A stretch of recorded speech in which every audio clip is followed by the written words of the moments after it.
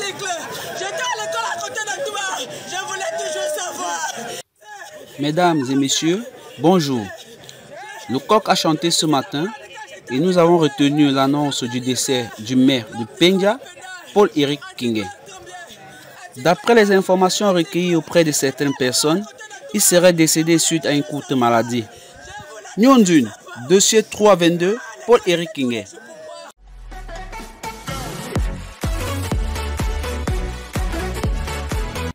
La nouvelle du décès du maire de Pendia fait des bruits sur la toile et certains internautes se posent des questions comme ce monsieur qui n'arrive pas à comprendre. Écoutons-le. Bonjour les gars, bonjour.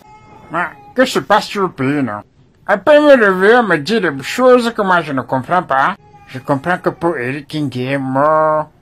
Je vous fais mon Facebook partout où je passe, on dit seulement Paul-Éric Kingué est mort. Vraiment, est-ce qu'il est tombé malade? Bon, j'ai quand même vu dans les réseaux, on dit qu'il était malade, ça fait pratiquement 2 semaines. Mais maintenant, il y a encore d'autres sources.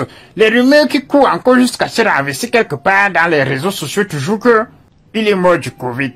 Je n'apprécie pas les gens qui donnent les informations sans bien consulter, parce que j'ai consulté les journaux. Les journaux, j'ai consulté. Mais là, on disait qu'il est mort d'une courte maladie. Vraiment, faut dire que Paul-Éric Kingué, c'est quelqu'un qui a aussi bataillé dans ce pays. Hein. Maintenant, quand tu réussis encore à prendre la mairie de Djombe Pendia, voilà que tu ne parviens même pas à gérer 1 an. La mort vient te chercher. Comme la mort est venue te chercher là, pardon grand.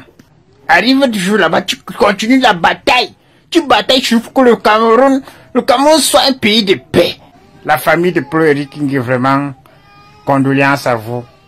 On a perdu un papa, un frère, un proche. Oh, mes condoléances à tout le Cameroun.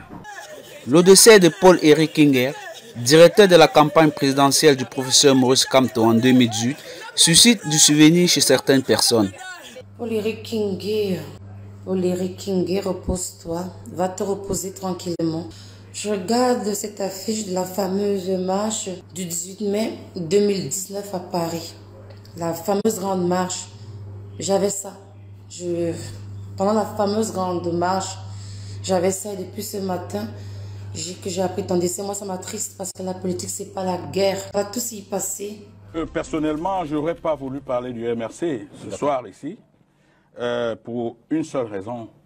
Je suis en train d'écrire mes mémoires qui s'intitulent « Mes 10 mois de prison avec Kamto ». Je n'étais pas souvent d'accord avec toi et beaucoup n'étaient pas d'accord avec toi. Mais bon, ainsi va la vie.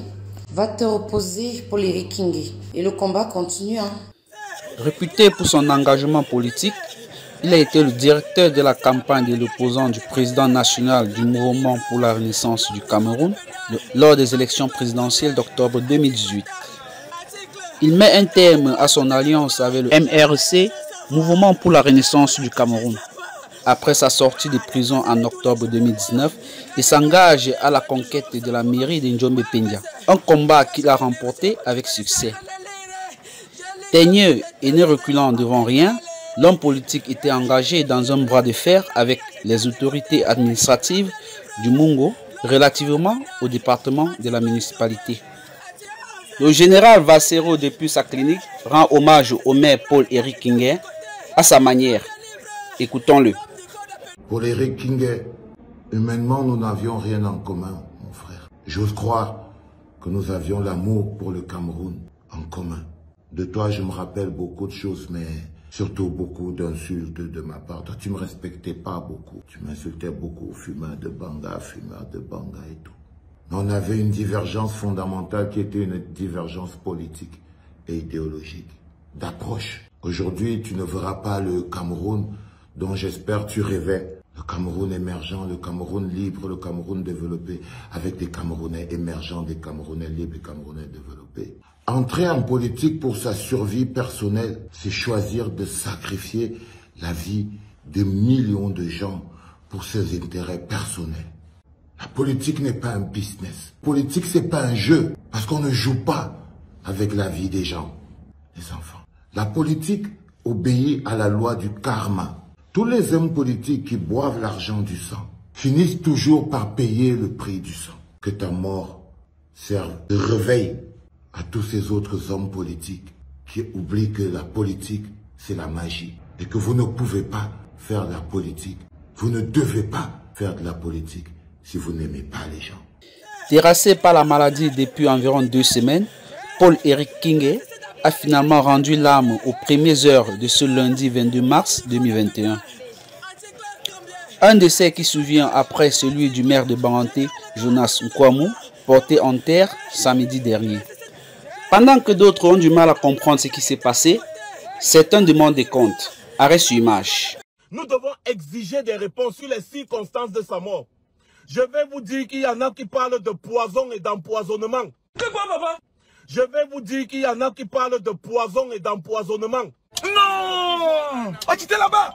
Quittez là-bas! N'oubliez pas que Paul-Éric Kinge traitait des affaires avec les barons de Yaoundé. Et il connaissait beaucoup de choses. Donc sa mort aussi être quelque chose de compliqué. Des malades, des générations, des cons.